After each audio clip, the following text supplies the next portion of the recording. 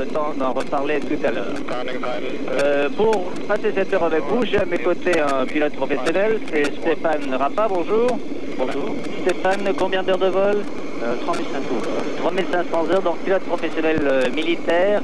Il a fait plusieurs démonstrations sur la grande vedette de ce meeting qui est le FA-18, le nouvel avion de l'armée de l'air suisse. On aura l'occasion de le voir voler tout à l'heure, pendant que je crois que c'est un Mirage 3 qui est là, se présente en finale de Sion.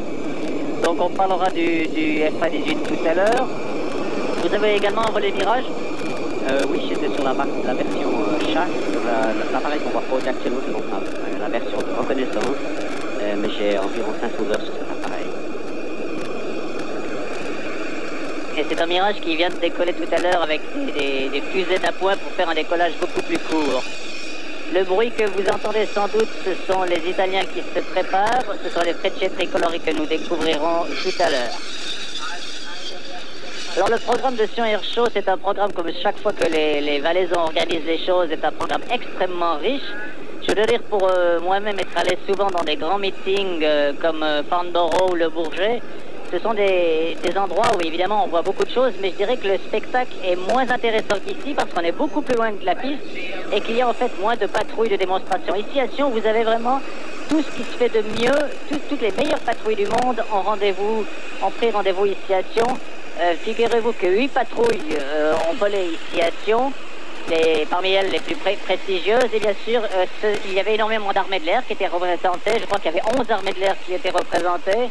Les Suisses, bien sûr, on en reparlera, les Français, les Italiens, les Allemands, les Américains, les Espagnols, les Norvégiens, les Pays-Bas, la Suède, et chaque fois avec des avions différents ou des hélicoptères, même la Tchéquie qui a envoyé ici des hélicoptères.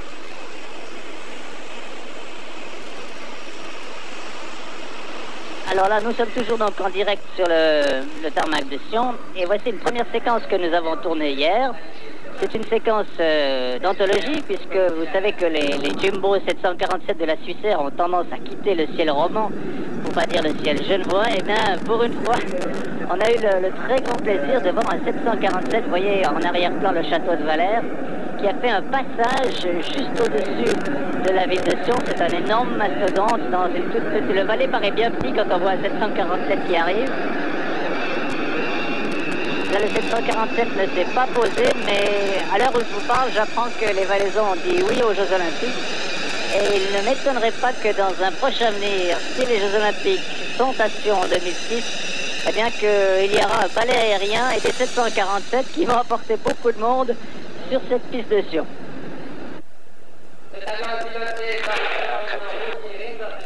Ça vous impressionne de voir des gros avions comme ça, vous qui êtes un pilote militaire? C'est effectivement impressionnant, surtout dans cette coulisse. Et je pense d'ailleurs que des gros points forts, des gros points positifs de cet air show, c'est les coulisses et le relief très proche qui permet aux spectateurs d'avoir un bon contraste et une bonne impression de la vitesse de déplacement des machines. Voilà, là nous sommes revenus en direct, on a vu un autre avion de la Suissair qui lui était posé, c'était un Airbus A320 de l'autre côté de la piste. Ça c'est le derrière d'un F-15, ça c'est un tout nouvel avion, c'est un avion britannique, le Hawk 200, qui est une nouvelle génération d'avions, un avion destiné surtout à l'exportation. Et voilà, on reste un petit peu avec les Britanniques, avec une des plus belles patrouilles du monde, ce sont les Red Arrows, les flèches rouges donc de la Royal Air Force. Alors Stéphane Rappa, je crois qu'on va préciser d'emblée, vous êtes actuellement faites partie d'un club très fermé qui est le club des pilotes des F-18 en Suisse. Vous êtes quoi, une douzaine à peut-être avoir transité cet avion? Actuellement, oui, il y a environ une douzaine de pilotes suisses qui volent cette machine. Mais vous avez aussi été membre de la patrouille suisse? Oui, j'étais membre de la patrouille suisse à l'époque où elle volait encore sur le Hunter, jusqu'à la dernière saison sur le Hunter, donc en 94. Alors je suppose que vous regardez les collègues en fait qui se préparent sur la piste. Ça vous titille un petit peu quand vous voyez des collègues comme ça qui partent en formation. Vous regrettez un petit peu cette période? Je ne dirais pas en fait, disons, mais je me sens, disons, je dirais pas proche parce qu'eux volent donc en professionnel et nous le faisions plutôt à l'état d'amateur, mais je m'imagine un peu ce qui passe dans leur tête. Et en plus, les Red Arrows, ça a toujours été un peu mes préférés. Pour moi, la formation européenne probablement fait une des plus belles présentations. C'est vrai que chaque fois que je les vois, je crois que ça doit être la 10e fois que je les vois, moi j'ai chaque fois, le premier mot qui me vient à l'esprit, c'est le mot perfection, avec un grand P. Ce sont vraiment des seigneurs qui volent. Chaque année, ils adaptent un petit peu leur programme. Je crois que les pilotes font à peu près 3 ans dans les Red Arrows. Je crois que ce qu'il faut d'emblée souligner par rapport au Paco ici, c'est que ce sont des pilotes professionnels, mais qui font que de la démonstration. Effectivement, donc ils sont choisis pour une période de 3 ans.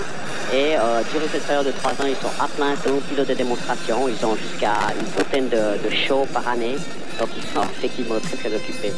Et le leader, en général, est choisi parmi les anciens membres des Red Arrows qui fait un second tour au sein de la formation. Le leader actuel était d'ailleurs soliste à l'époque où je jouais moi avec la Paco Sud.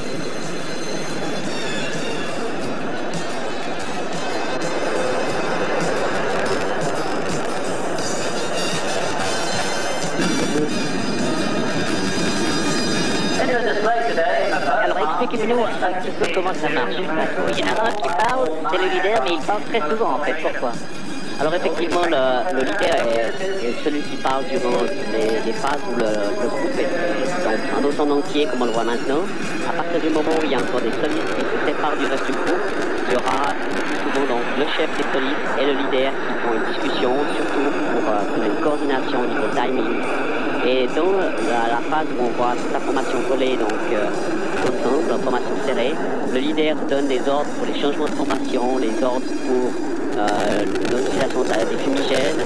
Surtout, il prévient en fait les membres de la formation de la prochaine figure de façon à ce qu'il y ait une possibilité d'anticiper au niveau de l'accélération, au niveau du déplacement. Parce que, évidemment, beaucoup de choses que l'on voit qui ont l'air assez spectaculaires sont faites avec un peu de trompe-l'œil.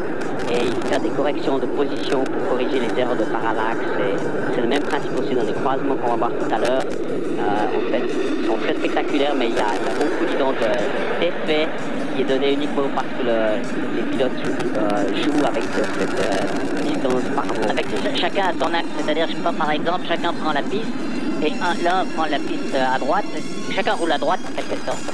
Effectivement, donc il y a un aspect de sécurité qui est très important dans ce genre de démonstration. C'est une des spécialités des Red Arrows. Et en fait, j'écoutais le leader parler l'autre jour des Red Arrows, on a l'impression qu'il crie. Ce sont des ordres extrêmement secs. Pour pas dire qu'il engueule ses pilotes. Probablement c'est un style particulier, ça dépendra d'un leader à l'autre. J'ai volé une fois avec les Français, lui il a plutôt tendance à être très doux. Et je pense que chacun essaie de donner un peu son image de marque à la formation avec la façon dont il parle à la radio.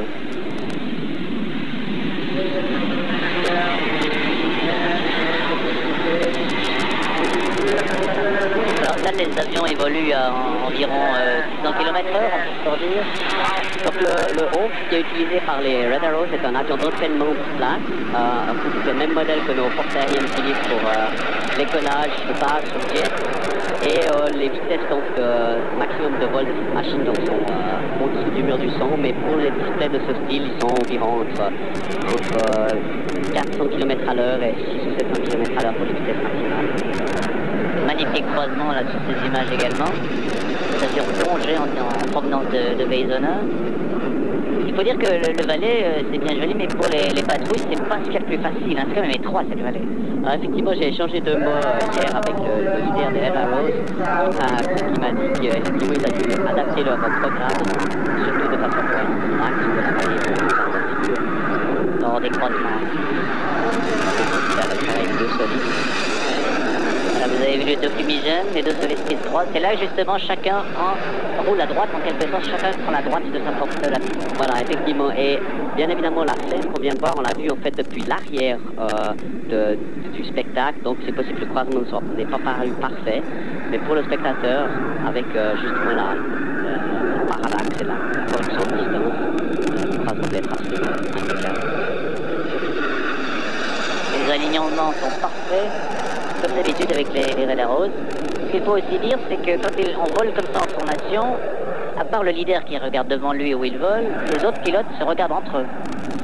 Alors effectivement, donc les références en fait sont toujours prises sur l'avion qui vole le plus proche et si c'est encore possible de contrôler sa position par rapport au leader, ça permet aussi de voler de façon un peu plus calme parce que les images ont l'air absolument fixes, mais quand vous êtes en formation serrée à 2 ou 3 mètres comme il vole à certains instants, il y a toujours des petits mouvements. Et plus vous êtes loin du leader, plus le mouvement s'amplifie. Donc, contrôler les points de repère par rapport à l'avion le plus proche, mais aussi, si possible, avoir un œil sur le leader de façon à être sûr qu'on ne fasse pas des mouvements inutiles qui rendent tout le déplacement de la formation un peu nerveux. On vient de revoir de nouveau ce magnifique croisement. Alors ne cherchez pas à régler votre poste couleur, ce sont les fumigènes qui vous donnent un peu cette impression de rose. Voilà un autre passage, cette fois-ci au ralenti. C'est un très bel oiseau, je trouve, hein, ce hawk qu'on a l'habitude du reste d'élaboration, puisqu'il entraîne nos pilotes à la l'allemand. Et en plus, avec l'effet de fumigène de couleur, tout cet arrière-fond vert des Alpes valaisannes. Ce sont des vrais professionnels de la démonstration. Les héros qu'on volait seulement le samedi à Sion, le soir même ils partaient pour aller faire d'autres démonstrations, je crois en Angleterre. Ils sont extrêmement occupés tous les week-ends, voire même pendant la semaine à faire des démonstrations. Voilà, la démonstration des Weatherall dure environ 15 minutes. On en a gardé malheureusement, dirais-je, que 5 ou 6 minutes, mais il faut que nous découvrions d'autres choses parce qu'il y a énormément de choses à voir, je vous le disais. Je crois qu'il y avait 160 avions présents ici à Sion, 160 avions, on ne savait plus où les mettre, on a dû, les responsables de l'aérodrome ont dû faire des preuves d'imagination pour pouvoir parquer tous ces avions. Maintenant, nous sommes donc de retour en direct. Je crois qu'en ce moment, ce sont les Frecce tricolori qui viennent de partir. C'est une autre, avant les fumigènes, ça me parle en effet les Frecce tricolori qui viennent de décoller. Ça, c'est aussi une autre formation qui est tout à fait extraordinaire, les Italiens. Alors effectivement, les Italiens sont toujours très impressionnants et souvent donc, on peut remarquer le tempérament latin qui ressort de façon assez nette dans certaines figures qu'ils effectuent. Ce qu'il faut dire aussi, c'est que on parlait de spectacle, ce sont des professionnels et tout, mais ce n'est quand même pas un métier sans risque. Les Italiens, on le sait, ont eu des accidents. Une autre patrouille devait venir à Sion. Ici, c'est une patrouille civile cette fois-ci, mais ce sont quand même des pilotes professionnels. C'est la patrouille Adeco qui devait venir avec 4 avions. Et bien, malheureusement, juste avant de venir à Sion, la patrouille Adeco a perdu un de ses membres dans un entraînement. Ils ont quand même tenu à venir à Sion, cette patrouille Adeco. Ils ont tenu à voler à 3. Je pense sans doute que c'était pour eux une manière de rendre hommage à leur copain, à leur pilote professionnel qui a disparu tragiquement juste avant de venir à Sion. Du reste, je vous propose de regarder, et nous aussi de rendre ainsi hommage à ce pilote, un bref extrait de la présentation de la patrouille Adeco. Patrouille Adeco, autorisée à décoller en 240 degrés 3 nœuds et procéder pour l'instant en direction de sud-ouest, je vous rappelle. Frequency change approved, and thank you. Goodbye. Thank you. Jet information.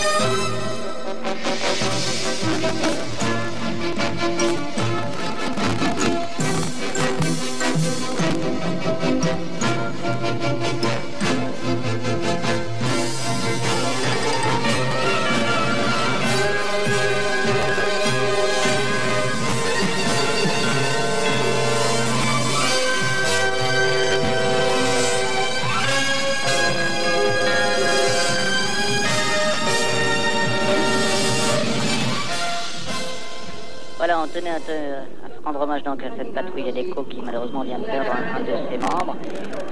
La patrouille Adecco qui vole sur des avions qu'on connaît bien en Suisse, puisque ce sont des avions de fabrication suisse, ce sont les fameux PC-7 qu'on verra dans Curieuse Compagnie tout à l'heure. Du reste, je vous laisse la surprise. Là, nous sommes de retour en direct, si je puis dire. Nous sommes toujours avec les Italiens qui volent à 9 avions. Ce sont chaque pays, chaque patrouille vole en quelque sorte avec des avions de sa propre fabrication. Les Anglais volent avec des Hawks britanniques, les Italiens avec des Aermacchi italiens, les Espagnols avec des Casa espagnols. Il n'y a que les Suisses qui volent avec des Américains pour finir. Avec les Tigers, on en reparlera aussi un peu plus tard. Voilà un croisement des Italiens en direct. C'est le solo italien. Il faut dire qu'il est spécialement impressionnant, le solo italien. Il y a toute la fougue italienne dans sa prestation. Effectivement, il fait aussi des figures qui sont assez inattendues de la part d'Jess. On a l'habitude de les voir dans Vous remarquez qu'à Sion, il y avait également des avions statiques que les gens pouvaient approcher de très près. Et là, attachez votre ceinture, c'est le cas de le dire, puisque je vous présente Christian Schweitzer qui vole sur un Cap 231. C'est de l'acrobatie de très haut niveau. Christian Schweitzer est un multiple champion suisse en tous ses titres et il a été champion d'Europe, il a participé à de nombreux championnats du monde. Je crois qu'il était vraiment actuellement dans les 10 meilleurs pilotes du monde en acrobatie. Vous voyez ce genre de virage en négatif. On s'est amusé, entre guillemets, à placer une petite caméra en bout d'aile de Christian Schweitzer et vous allez voir que c'est tout à fait décoiffant. Ce genre d'image, vous comprenez tout à fait ce qui se passe. Vous devinez l'aéroport en fond et voilà ce que vit Christian Schweitzer lorsqu'il passe.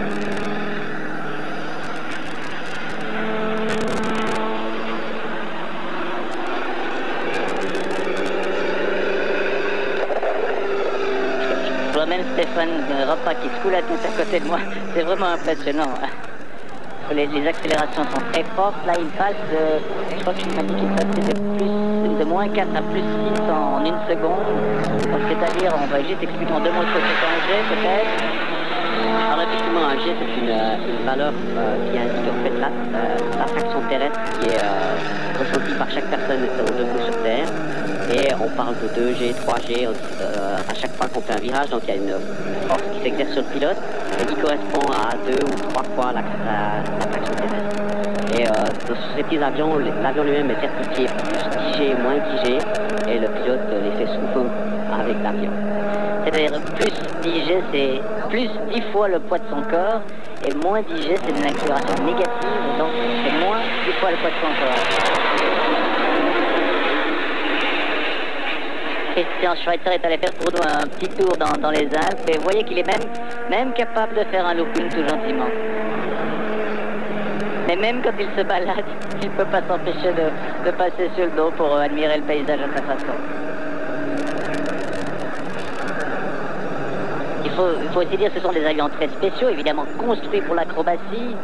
Ce sont des moteurs spéciaux puisque les accélérations sont telles qu'il faut que la distribution d'huile, la distribution d'essence soit assurée. Donc ce sont des avions tout à fait très spéciaux, comme les pilotes du reste, parce qu'il faut vraiment un sens, une concentration pour pouvoir faire ce genre de pirouette. Vous voyez, c'est un virage et pendant qu'il fait son virage, il s'amuse à faire des tournois. C'est absolument époustouflant. Si vous faites un petit peu d'aviation, c'est que vous avez appris un petit peu de théorie.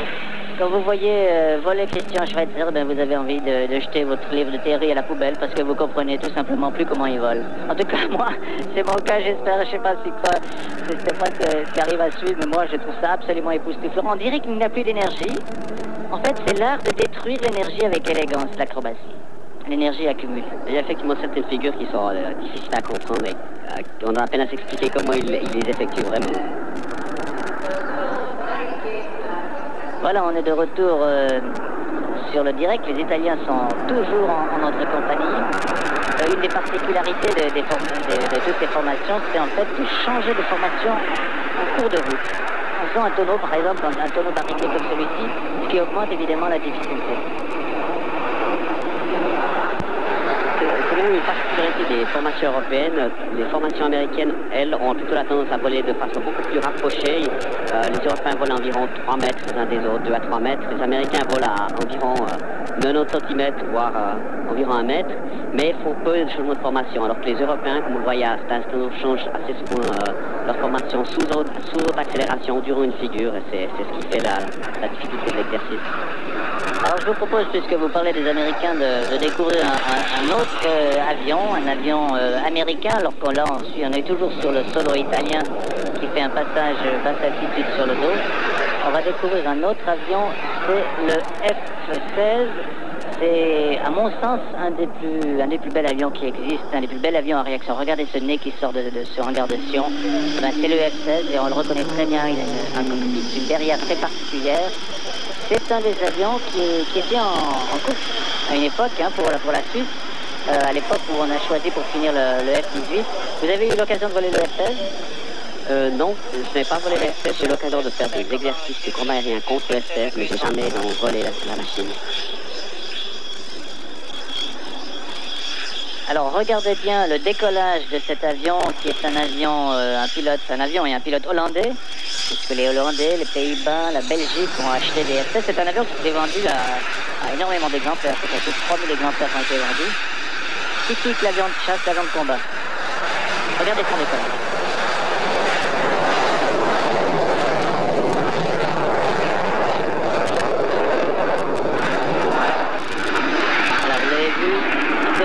Un grand coup de manche, comme on dit, et on bascule sur le côté. C'est assez époustouflant ce genre de décollage.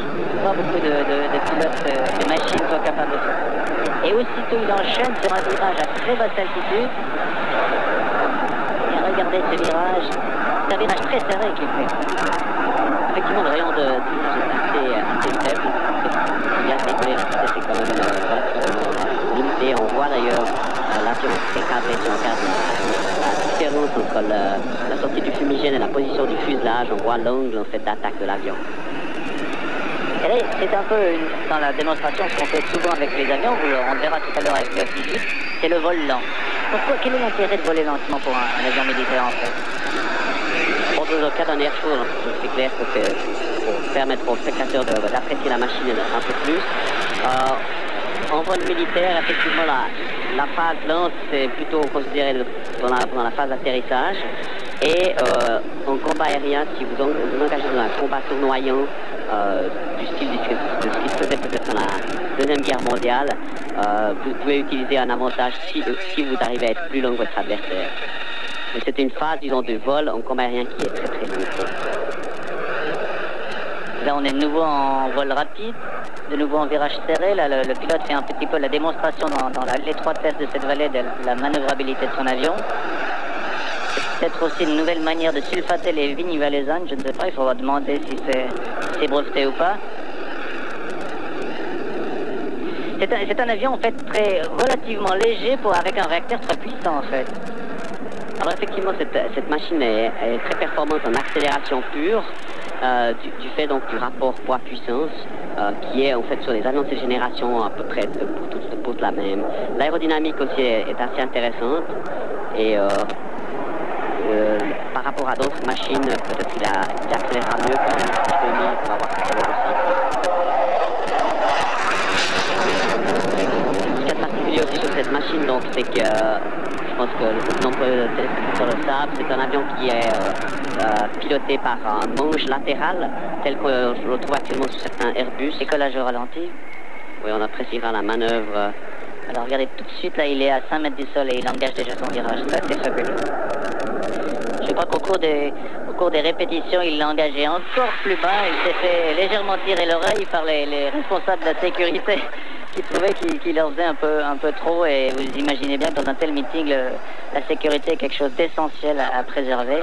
Et est-ce qu'il faut des fois un peu freiner l'ardeur des pilotes dans les meetings, justement? Effectivement, donc dans l'organisation de meetings, on essaie toujours d'avoir donc comme responsable de la sécurité une sommité ou du moins une personnalité qui est respectée par les autres pilotes, que ce soit par son rang militaire, par son expérience de vol, de façon à ce qu'il puisse effectivement, sans discussion, dire à quelqu'un qui est trop bas, qui est trop près des spectateurs, spectateurs et que les corrections se fassent. Et dans le pire des cas, c'est clair qu'on appelle le pilote et son show est interrompu au milieu de démonstration. C'est vrai qu'on a pris des tas de mesures pour la sécurité depuis quelques années, notamment les actes de démonstration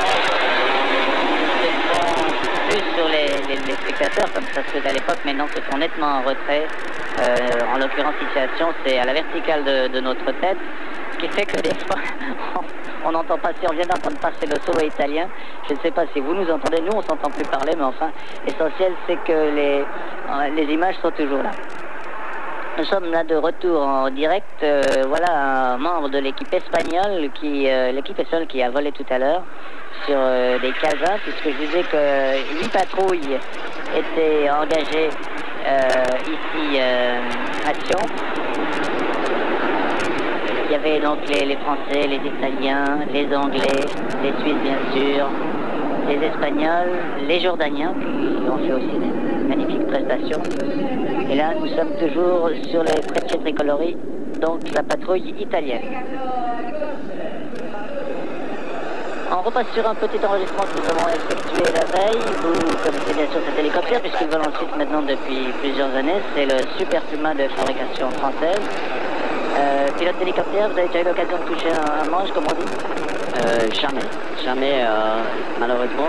Mais c'était effectivement un pilotage qui est totalement différent que le jet ou l'avion de chasse, qui demande donc une excellente coordination.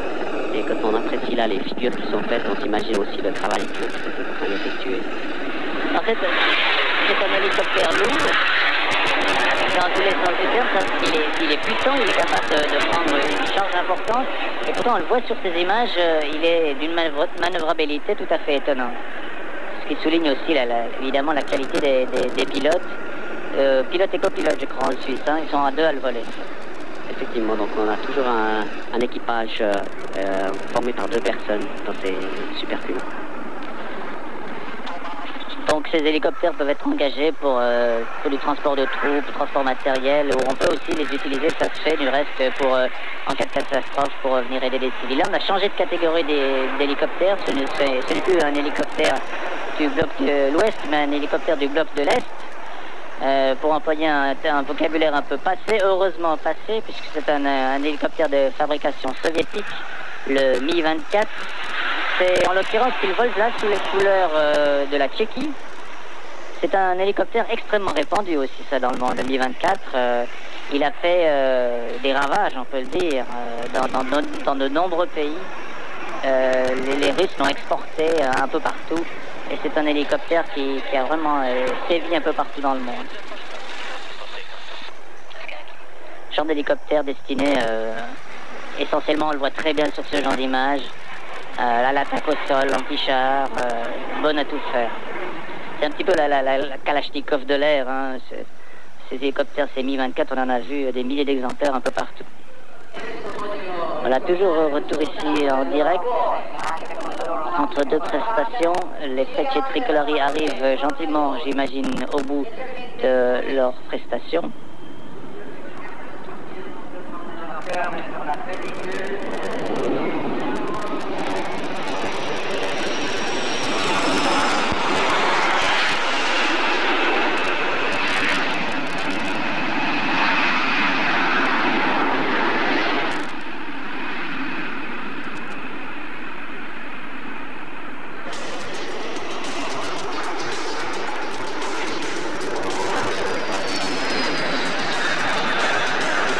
Comme on se lasse pas de voir les Italiens, eh bien on les a également enregistrés hier et on vous en présente un petit extrait.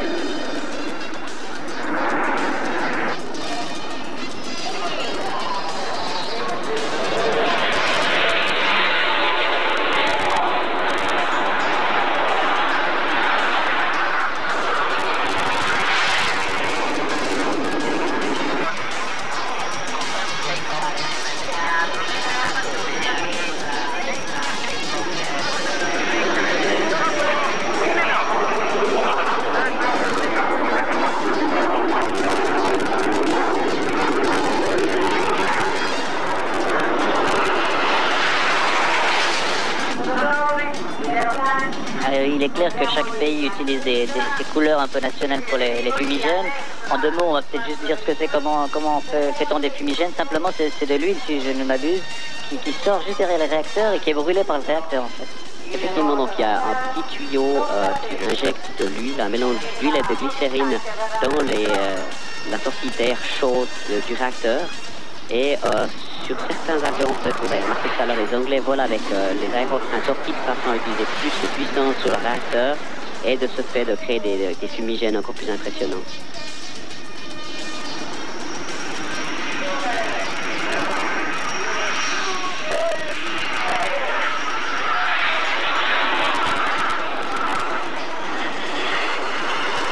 Voilà un des passages du solo à très basse altitude qui est en train de battre la crème, comme on dit familièrement quand on vole, avec son manche à balai.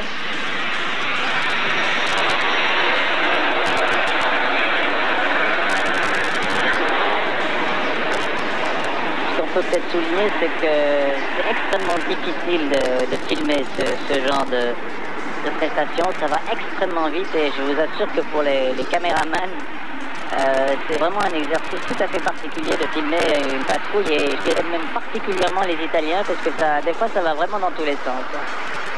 Et en plus, donc, la patrouille européenne qui court avec les petits avions, ils ont des appareils et souvent ils font des formations séparées les unes des autres et c'est difficile d'avoir l'entier de la formation.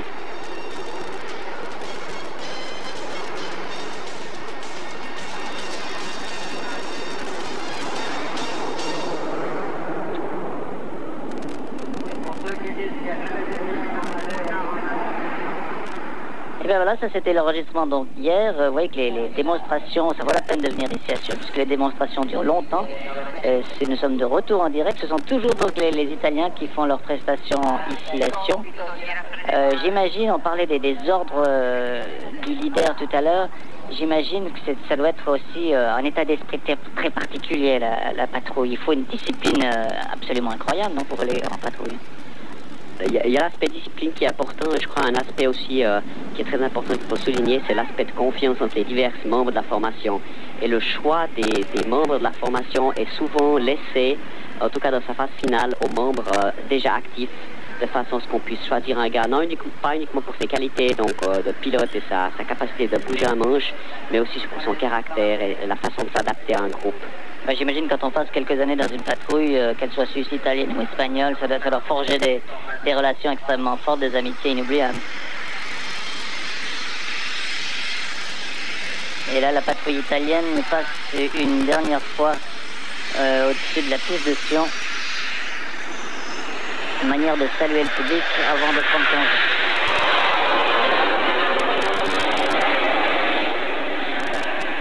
On va repartir dans un avion solo, un avion assez particulier puisque c'est le premier avion, le voici, le Tornado. C'est le premier avion européen, pourrait-on dire, puisqu'il a été fabriqué conjointement par les Britanniques, les Italiens et les Allemands. C'est un avion assez particulier parce qu'il a coûté extrêmement cher. Et il a aussi une géométrie variable, c'est-à-dire qu'on voit très bien ici sur cette image, les ailes sont complètement repliées en arrière pour un passage rapide. Vous voyez les ailes avant repliées vers l'arrière. Et géométrie variable, donc ces ailes reviennent légèrement vers le devant lorsqu'ils volent plus lentement. Ça c'est le Tornado, c'est vraiment un avion dit de pénétration, multi-rôle, capable de tout faire. Alors il y a divers types de tornados, mais celui qu'on voit actuellement en démonstration, c'est un tornado allemand donc, qui est utilisé pour la pénétration à basse altitude. Et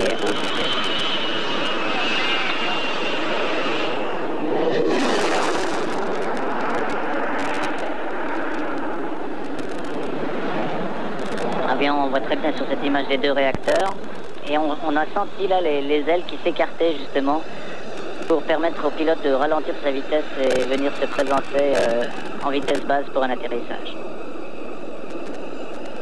Vous voyez qu'il y avait, comme on dit, du boulage ici à Sion, avec la régasse sur cette image qui était également présente. On va maintenant se faire plaisir. On a vu les Italiens, on a vu les Anglais tout à l'heure. On va voir d'autres patrouilles. Là, ce sont deux Tigers. C'est une mini-patrouille en quelque sorte qui vont évoluer en direct devant nous. On va les voir tout à l'heure. Mais en attendant qu'il se présente sur la piste, je vous propose de voir une autre patrouille que j'affectionne tout particulièrement. Vous l'avez reconnue, c'est bien sûr la patrouille de France. Il y a des trajectoires qui montent sur Sion. Là, bien sûr.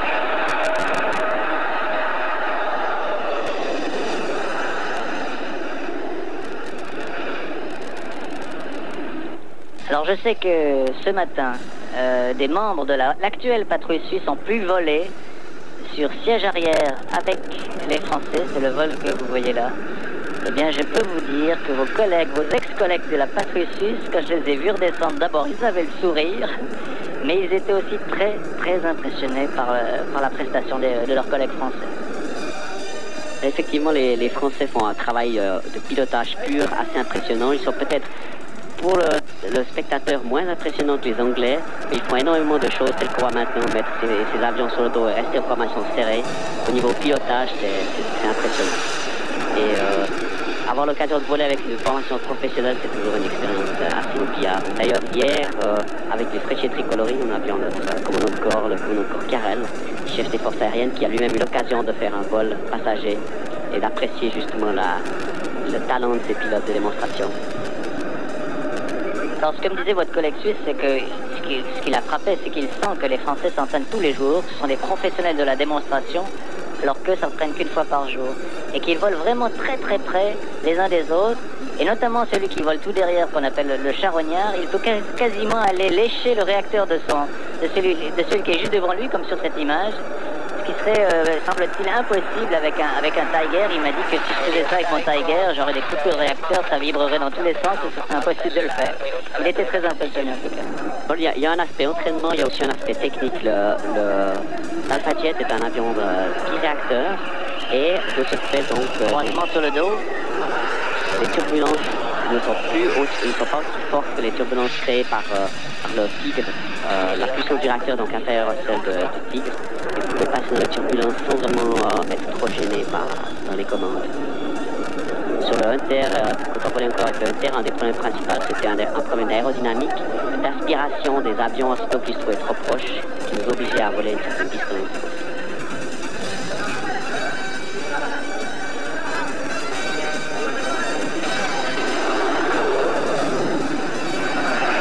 Une des spécialités de la patrouille de France, ce sont des passages d'eau à basse altitude, des croisements d'eau, notamment dans le programme de cette année. Est-ce qu'un croisement d'eau, c'est techniquement beaucoup plus difficile qu'un croisement sur la tranche ou un croisement normal? Alors, le problème principal, c'est qu'effectivement, tout est à l'envers. Hein, et c'est la même chose que quand vous vous amusez avec votre petite voiture télécommandée, qu'elle vient en face de vous et vous lui faire un virage à droite. Par instant, il faut un peu réfléchir dans quelle direction il faut mettre le manche. C'est ce qui fait la difficulté de l'exercice. Regardez, c'est un double tonneau et séparation. Quand vous dites qu'il faut réfléchir, on a intérêt à réfléchir vite, parce que ça va très vite. Alors effectivement, c'est là que les professionnels de la démonstration ont un avantage, c'est qu'avec l'entraînement qu'ils ont, la plupart des choses le font, je dirais pas d'instinct, mais ça devient un drill, un exercice qui a été fait tous les jours. Et on le remarque dans la vitesse de changement des formations, qui est extrêmement impressionnante par rapport à ce que fera une formation non professionnelle. Voilà, là, on voit un des leaders sur le dos. Et au moment du croisement, on se remet en positif.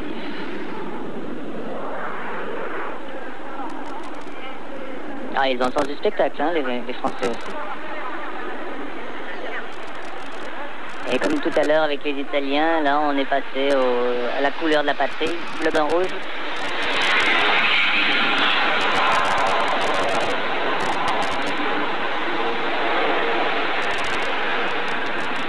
Les Français volent sur Français, c'est un Alpha Jet, construction Dassault, construction également en joint venture pour employer un vilain terme en coopération avec les Allemands si je ne fais erreur.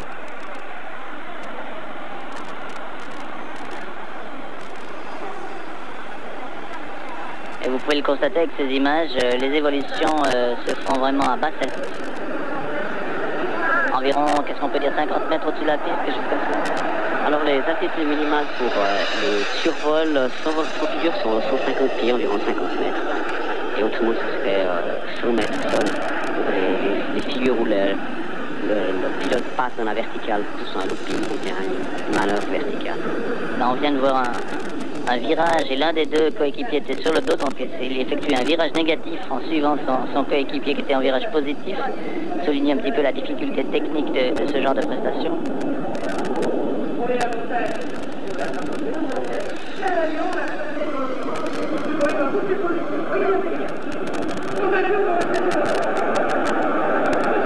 Et voilà, ça c'est une des particularités du programme de cette année des Français. Vous voyez que les deux extérieurs sont sur la tranche et le dernier est sur le dos. C'est la seule patrouille qui fait ce genre de figure à son programme cette année.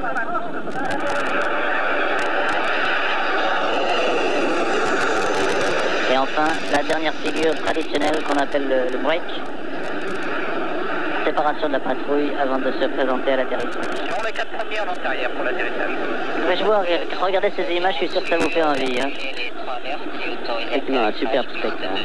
C'est 260 degrés avec 12 nœuds. Reçu, c'est vérifié pour les 4 premiers.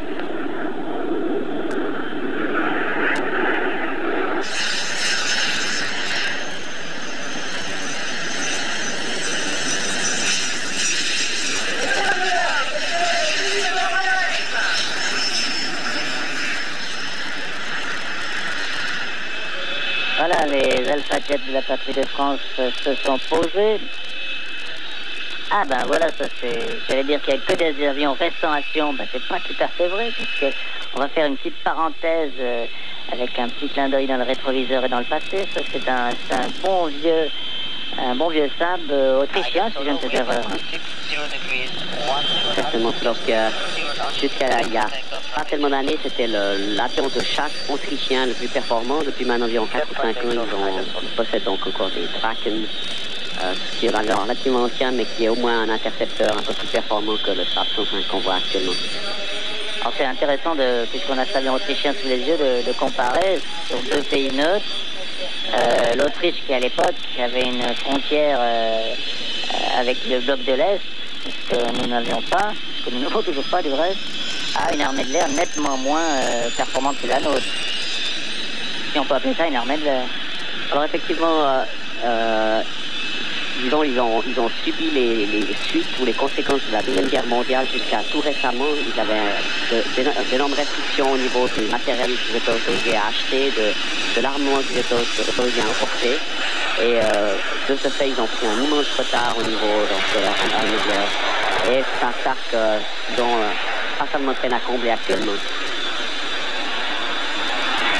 Alors on va rester un petit peu dans le passé avec un avion qui a fait une évolution tout de même très impressionnante à Sion. Cet avion, c'est un Saab Viggen.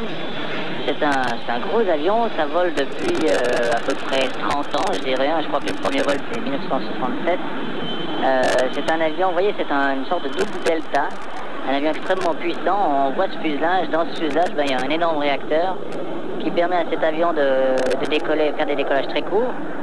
Et faire également, il a une particularité, on le verra tout à l'heure, c'est qu'il peut poser également très court, puisqu'il peut inverser la poussée de ce réacteur. Ce qui fait que les Suédois, je ne sais pas qui c'est qui a imité qui, mais utilisent également leurs pistes d'autoroute, des fois transforment leurs autoroutes en pistes d'atterrissage. Ça se fait aussi en Suisse. Peut-être des idées comme ça qu'on se refile dans le pays neutre. C'est un avion assez impressionnant, ça. C'est une machine assez impressionnante aussi au niveau de la taille. On en a eu parlé en Suisse à une certaine époque, en remplacement du Mirage.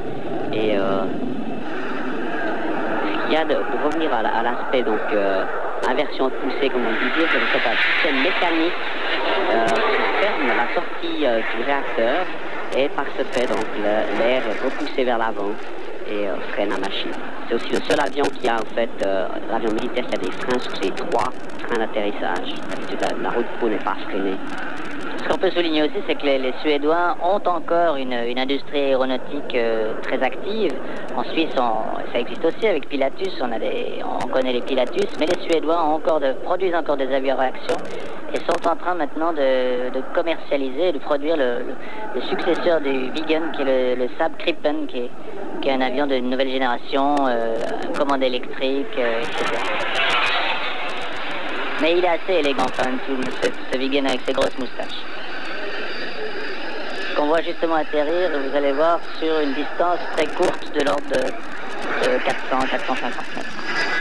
C'est à ce moment-là qu'il peut inverser ce réacteur.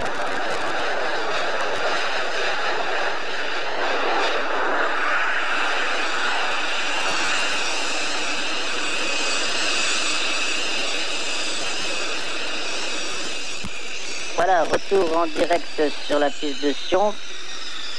On va faire un petit saut maintenant du côté d'une patrouille que vous connaissez très très bien, puisque vous avez volé, Stéphane, je rappelle, 5 ans.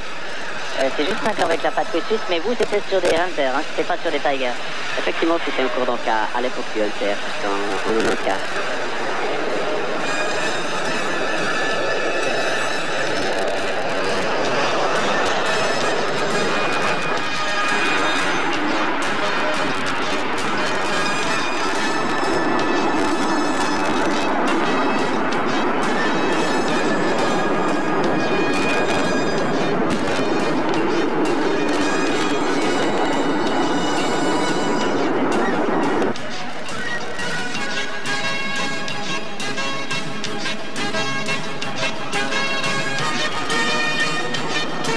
Aussi les couleurs donc, du Tigre qui avait fait l'objet en fait d'un concours de décoration.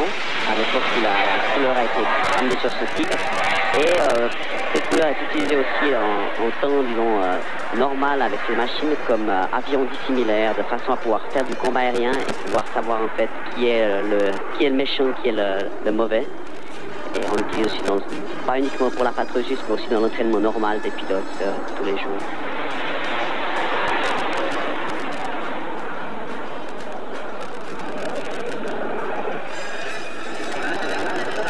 Mais pour être des non-professionnels de la démonstration, ce sont des pilotes professionnels qui appartiennent à l'escadre de surveillance. Ils s'entraînent une fois par semaine, on s'entraîne une fois par semaine, je trouve qu'ils se défendent très très bien malgré tout. Tonneaux barriqués en patrouille, c'est très difficile à faire hein, parce que les vitesses ne sont pas les mêmes pour tout le monde. Effectivement, au niveau des ailiers, donc la distance que l'ailier doit parcourir n'est pas la même. Et surtout au niveau donc, des forces ressenties, l'ailier intérieur se trouve même par instant presque dans une situation de G négatif. Et ça rend donc, le maintien de la position encore plus compliqué. Magnifique image de la patrouille suisse qui effectue ici un changement de formation. Et là, à nouveau, on apprécie donc les 4 avions au centre qui sont alignés les uns derrière les autres. Si vous voyez une photo en fait qui n'est pas prise sous le bon angle, vous direz même qu'ils volent dans des positions qui ne sont pas tout à fait correctes. Mais pour le spectateur, on fait une correction donc de position. Voilà, magnifique patrouille suisse qu'on a eu le plaisir à voir ici à Sion. Pour ma part, c'est la première fois que je les voyais à Sion, en tout cas sous ces couleurs, sous ces nouvelles couleurs rouges. Retour au direct, maintenant nous allons rester un petit peu dans... C'est toujours le sabre autrichien qui vole ici sur la piste de Sion. Je vous propose de voir une démonstration qui vous intéresse au plus haut chef, puisque c'est vous qui êtes à l'intérieur du F-18. Alors racontez-nous un petit peu ce qui se passe. Alors donc, décollage avec pleine post-combustion et ensuite, aussitôt à la sortie après le décollage, donc passage au looping. Avec donc entrée du train et montée à la verticale pour un looping. Alors vous êtes dans les tout premiers pilotes à voler ce F-18 en Suisse qui est progressivement introduit. Il y a exactement 4 ans jour pour jour, le peuple suisse disait oui, on va acheter ces avions. Comment se passent ces débuts? Est-ce que ça se passe bien? C'est plus difficile que vous le pensiez? Juste petite parenthèse avant que vous répondiez, c'est l'image dont je vous parlais tout à l'heure, c'est le F-18 qui est ici accompagné de la fameuse patrouille des PC-7, du team PC-7 suisse. Très jolie image. Alors l'introduction se passe très bien, donc le premier groupe de pilotes qui a été formé aux États-Unis, le premier groupe est de retour, et la semaine prochaine, en fait dans 10 jours, nous allons commencer la première transition en Suisse, avec donc des moniteurs de vol suisses à Payerne en utilisant le simulateur. Mais pour vous personnellement, comment ça s'est passé? C'est difficile à piloter, vous avez l'impression que vous gérez maintenant cet avion, vous avez à peu près 400 heures sur cet avion, comment ça se passe? Alors, avec les 400 heures d'expérience que j'ai, je me sens à l'aise dans le cockpit, mais effectivement, l'aspect principal ou le plus compliqué, c'est d'arriver à gérer le système électronique. Le vol lui-même est plus simple que sur une autre machine, le pilotage pur, mais au niveau de donc, gérer les systèmes, utiliser le système d'armes, c'est là que ça se complique. Vous m'aviez dit qu'au début, vous vous sentiez un petit peu assis entre les deux ailes arrière, les deux ailerons verticaux. Vous subissiez un petit peu ce qui se passait. Vous avez plus l'impression, maintenant ça va mieux? Non, je dirais que j'ai rattrapé l'avion. Maintenant, j'ai l'impression d'être assis dans le cockpit. Mais effectivement, au début, aux États-Unis, avec le problème de langue, le problème d'un nouvel avion et d'un nouvel environnement, on voit ici, donc, c'est monté à vertical avec changement d'incidence assez agressif. Donc, probablement une des choses les plus particulières du Hornet. Vous pouvez déplacer le nez dans la verticale extrêmement rapidement. C'est en fait l'avion qui a un taux de rate of pitch, comme on dit en franglais, le plus... Un changement d'angle, en fait. Voilà. Extrêmement brusque. C'est extrêmement pénible, ce genre de démonstration pour un pilote? C'est pénible, surtout au niveau de la concentration. Sur le niveau de l'accélération, c'est pas extrêmement important du fait que j'ai des vitesses qui sont tout de même pas extrêmement élevées. Mais donc ça se passe entre 6G et 7G sur les figures que j'effectue.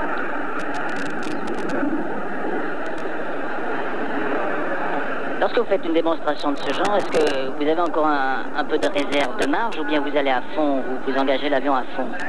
Non, là, effectivement, dans toutes les phases de vol, que ce soit maintenant le passage long qu'on voit ou bien dans les autres figures qu'on voyait avant, il y a une marge de sécurité extrêmement généreuse qui a été donc, mise pour éviter tout problème. Donc je pourrais faire un virage plus serré. Vous pourriez encore faire des virages plus serrés. Quand on le voit comme ça, c'est impressionnant. Le passage long aussi pourrait se faire plus lentement. Là, l'avion a environ 180 km à l'heure et on pourrait le voler jusqu'à 140, 150 km à l'heure. C'est une phase de vol, là, vous allez remettre plein gaz dans quelques instants. C'est une phase de vol tout de même assez délicate, ça, hein? Le problème qui pourrait se produire, c'est qu'un des réacteurs, pour une raison quelconque, ne fonctionne plus. Et à ce moment-là, vous avez un effet donc, de rotation au niveau de l'axe de l'avion qui risquerait une perte de vitesse. Mais avec la vitesse, donc la réserve de vitesse que j'ai, en principe, je peux le reprendre sans problème. Là, vous venez de remettre plein gaz et vous arrivez à... Vous avez plus de poussée que le propre poids de votre avion, en fait, qui vous permet de partir à la verticale. Avec ces magnifiques images qu'on a prises il y a 2 jours, à bord le caméraman était à bord d'un PC-9 pour aller chatouiller un petit peu le F-18 sur le dos. Là, vous faites un passage d'eau sur la piste de Sion. Est-ce que quand on vole une telle machine, qui est quand même une des meilleures machines du monde, on peut le dire, est-ce qu'on devient un pilote un peu blasé quand on vole les autres avions? Non, là, il n'y a pas de raison d'être blasé, disons. J'ai la chance de pouvoir présenter cette machine, qui est une superbe machine. Mais si je regarde encore d'autres pilotes de démonstration, comme celui qu'on va partir maintenant, je suis obligé d'avoir plus qu'une certaine modestie. Donc le pilotage français d'un professionnel de la démonstration est extrêmement impressionnant.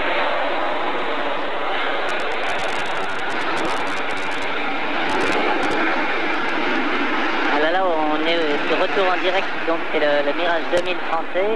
C'est une démonstration aussi tout à fait époustouflante, je dois dire que celle du pilote français, qui sur les concertants sont assez forts de génération, puisque le dernier meeting de science était en 89, mais ma mémoire est bonne, et à l'époque on n'avait pas encore fait le choix entre le F-18 et le Mirage 2000, et les deux étaient présents à Sion. Il y avait une compétition très forte dans l'air.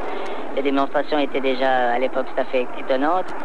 Eh bien, on le sait, c'est donc l'avion américain qui a été choisi, mais les Français ont la noblesse d'être quand même cette année encore à Sion grâce à l'armée de l'air française.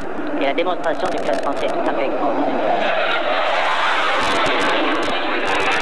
Ce qui est le plus impressionnant à voir, c'est que cette machine, en fait, est nettement inférieure au niveau performance que ce que fait un F-18 ou un F-16, mais la technique ou les performances du pilote permettent en principe visuellement de compenser le désavantage technique.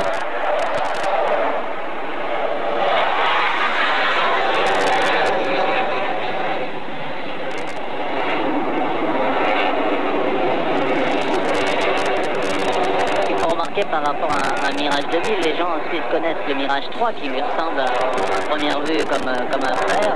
Évidemment, il y a toute une génération entre ces deux avions. Ce ne sont plus des commandes mécaniques, mais tout ça est piloté par des cerveaux, par des ordinateurs, si on veut, ce sont des commandes électriques. Et surtout, ce qui a énormément changé avec ce genre d'avion, ce sont des virages de plus en plus serrés qu'on peut faire. On ne peut pas imaginer un Mirage 3 faire des virages aussi serrés que ça. C'est tout à fait étonnant. On voyait juste l'image précédente, la raison pour laquelle ces virages serrés sont possibles. Sur l'avant de l'aile, vous avez des volets donc, qui permettent d'augmenter la portance et augmenter les performances en virage. Regardez là aussi le Mirage 2000 très vite après son décollage, entame un virage, un peu comme on l'a vu tout à l'heure avec le F-16. Des becs de courbure qu'on voyait aussi sur l'avant de l'aile, qu'on voyait aussi sur ce ralenti.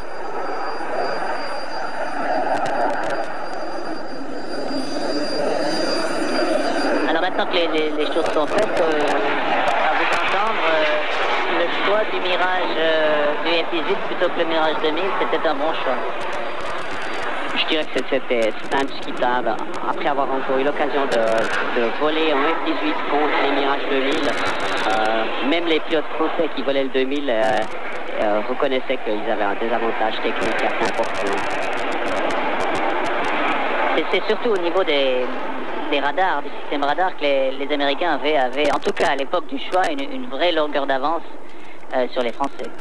Les Français ont un petit peu rattrapé leur retard depuis, mais au moment de la décision, le F-18 était sensiblement supérieur. Et il l'est toujours, j'imagine?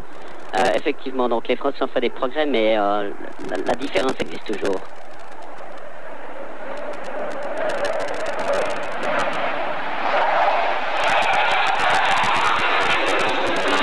Extraordinaire virage négatif. Dassault non seulement fait des bons avions, mais il a aussi fait de très très beaux avions. Et un avion qui est beau, c'est un avion qui vole bien, c'est du moins ce qu'il disait, et je crois qu'il a raison.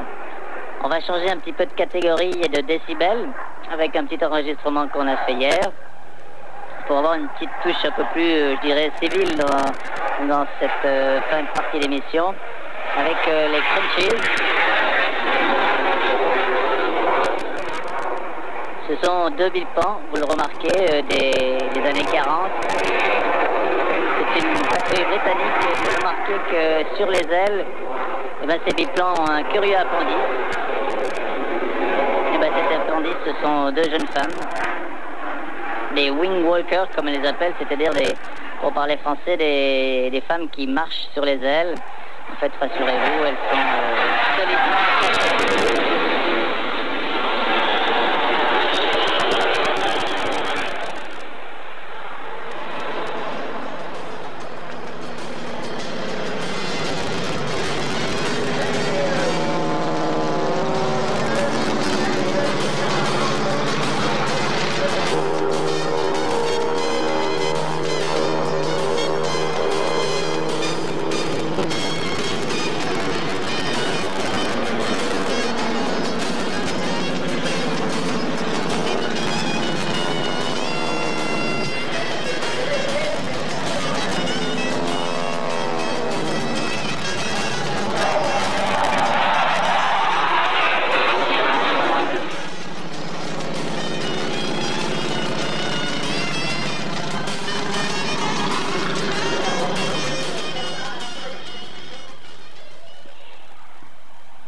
Voilà, après les crunchies, retourations où le Mirage est en train de faire quasiment couper son réacteur là pour faire une approche quasiment silencieuse et furtive. On le voit disparaître sous les arbres. Il est en vol lent. Et le petit appendice là que vous voyez sur le Mirage 2000, il s'agit d'une prise qui lui permet de faire le plein en vol en quelque sorte. Et je vous propose une séquence, encore une séquence civile avant de nous quitter. Ce sont nos amis du Para Club Valais qui ont fait venir tous leurs copains dessus pour essayer de battre un nouveau record. C'était le record de voile contact. Il est parmi eux un caméraman, vous pouvez le constater. Donc des voiles contact, ils ont essayé de battre ce record suisse de 20 voiles qui devaient se toucher les unes les autres. Ça n'a pas été facile, ils se sont pris à 3 ou 4 reprises et je vous le dis tout de suite, ils sont pas tout à fait réussis. Si vous les comptez bien là, ils sont encore 16, 17, 18, vous allez voir qu'ils vont presque réussir, mais pour que le record soit homologué, il faut tenir 5 secondes, ce qui n'a pas tout à fait été le cas. Ce qui me permet de vous dire que si vous voulez voler, il n'y a pas que les F-18 pour voler, Stéphane. Il y a de nombreux moyens pour voler. Vous avez le parachute comme ça, vous avez le parapente, vous avez le vol à voile, vous avez le vol moteur, vous avez le modèle réduit pour les plus jeunes, ça reste encore la meilleure des écoles. Je ne peux que vous inciter à venir voler, c'est un monde tout à fait merveilleux qui vous ressource, qui vous aide à mieux vivre. On arrive gentiment au terme, vous voyez que là, la formation des parachutistes. Sans risque, ce genre de record, vous avez remarqué sur la gauche de l'écran. Il s'agit de rester, ce sont pourtant tous des parachutistes, ou presque tous des parachutistes amateurs, qui ont beaucoup de mérite, qui ont presque réussi leur nouveau record. Partie remise. Voilà, il me reste plus qu'à conclure, à vous remercier d'avoir passé 1 heure en notre compagnie. Nous avons essayé de résumer aussi bien que possible 2 fois 7 heures par jour de programme. C'est un programme extrêmement riche ici à Sion. Il me reste à remercier tout d'abord les forces aériennes suisses, avec le brigadier Carrel, sans qui cette manifestation n'aurait pas eu lieu. Le colonel, non, il n'est pas colonel, mon ami Keka ici, les brigadiers, si je ne me trompe. Merci Stéphane Rappa de m'avoir accompagné pendant 7 heures. Merci aussi à tous les volontaires, l'Aéroclub du Valais, à tous les volontaires, la centaine de volontaires qui ont permis que cette fête soit une fête, une réussite. Le prochain rendez-vous pour les fanatiques de l'air, c'est le 28 août 1999. Ce sera à Payerne. Merci aussi à tous mes amis caméramans, preneurs de son, et plus spécialement à celui qui doit jongler pour faire ces images. Je vous assure, c'est extrêmement difficile. C'est le chef d'orchestre, le réalisateur Julien Nicolquet. Madame, Monsieur, à bientôt. On se réjouit de vous retrouver pour une nouvelle fête de l'air.